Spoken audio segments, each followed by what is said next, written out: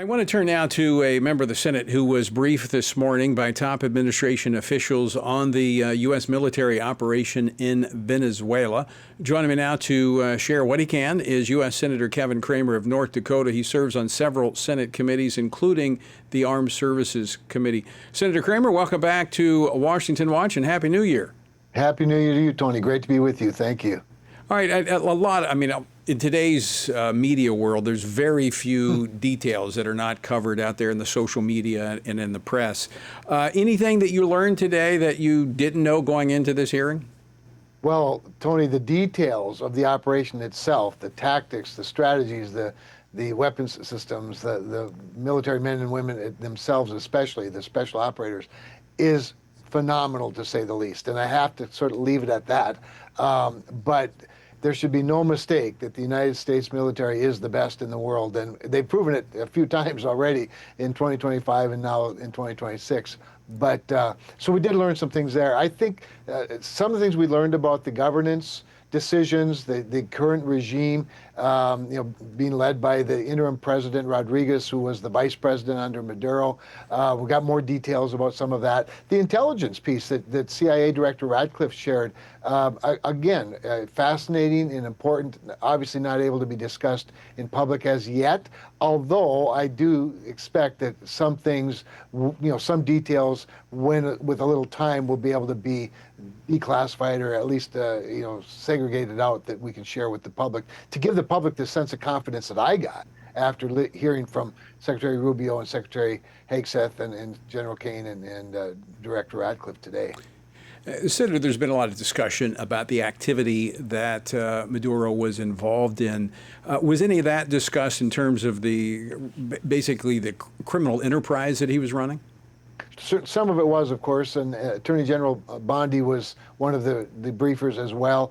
We know and have known for a long time that he's been indicted years ago and more recently again on narco-terrorist charges and conspiracy charges. I mean, he's a drug kingpin, for crying out loud, an international drug kingpin, he and his wife. I think a lot of people sometimes forget, or maybe they don't know, that he has been indicted in the United States, and not just recently.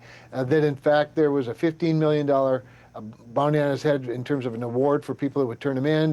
That was increased to $25 million by the Biden administration, actually, and then of course that led to a $50 million award, and that the Maduros were given many off-ramps, opportunities to take more luxurious off-ramps to other places, and chose not to do that. And frankly, that's what madmen do. They get so addicted to their own power that they hang on to that to the detriment of their own freedom. And so we did learn more about that, Tony. And those are some of the things I hope more details can be released publicly about it going forward. Again, I think it would give Americans a sense of comfort about it. Was there one particular thing that triggered, I mean, as you said, he has been indicted. That's not new news. Right. But was there something that prompted the United States to take the action that it took? Yeah, so I think, again, referring more maybe to more public information, the many choices, the many chances he was given in negotiations to take a more peaceful off-ramp. But as you notice, I mean, it's not like the narco-terrorist trade was calming down any, but for the actions of the very brave and capable military of the United States and the drug enforcement agents and intelligence sources as well. It was just going to continue forever. And so I think ultimately just the president's patience wore out. All of his options, Maduro's peaceful options, were exhausted, and the weather, patterns and other things became favorable, and it was time to do what he wasn't going to do himself.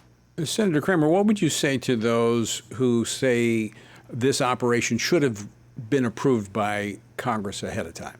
Yeah, I think it's really clear, and thank you for the question, because I think that's a very important point for the public to understand, that the fact that the previous administration, the Maduro administration, is still in charge in the sense that it's his vice president who's the interim president for now. Now, there has to be some changes and stuff going forward, but the institutions are still under the same leadership. That is an indication, if you will, that this was not a regime change military action, but rather this was the execution of a legal arrest warrant based on indictments here in the United States.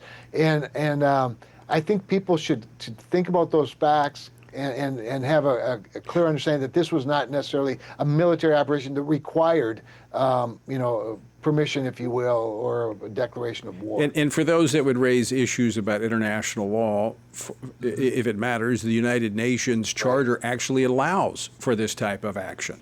That's exactly right. And of course, we often refer to the justification for George Herbert Walker Bush's, capturing of Manuel Noriega in Panama, several decades ago. And Bill Barr, the former Attorney General, actually wrote that piece. And of course, an appellate court actually upheld that indictment and that action by the United States. So there's clear precedent to that. In fact, I would submit to you, rather clearly, that Nicolas Maduro posed a much greater threat even than Manuel Noriega. All right, Senator, we just have about a minute left. What's the future look like for Venezuela?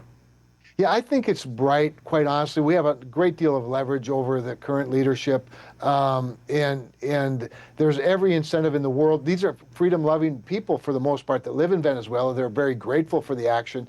They are rich in resources. They once enjoyed capitalism and freedom and democracy. I think, in fact, I'm more optimistic than a lot of the analysts. I think that they'll recover rather quickly once they get a stable government that's duly elected and has the confidence of the Venezuelan people. And that will have an influence on the rest of Central and South America, you think? It certainly will. I think it makes the entire neighborhood much, much safer. When you think about Colombia, for example, who is a strong ally, in fact, a very useful ally, and has been in this engagement, if you will, with the region and narco-terrorism. I think you give the Colombian government a great sense of comfort. I just met with the nominee to be the commander of the Southern Command, Southcom. I think America's interests in the region will be greatly enhanced, and peace will flourish. All right, Senator, always great to see you. Thanks for joining us.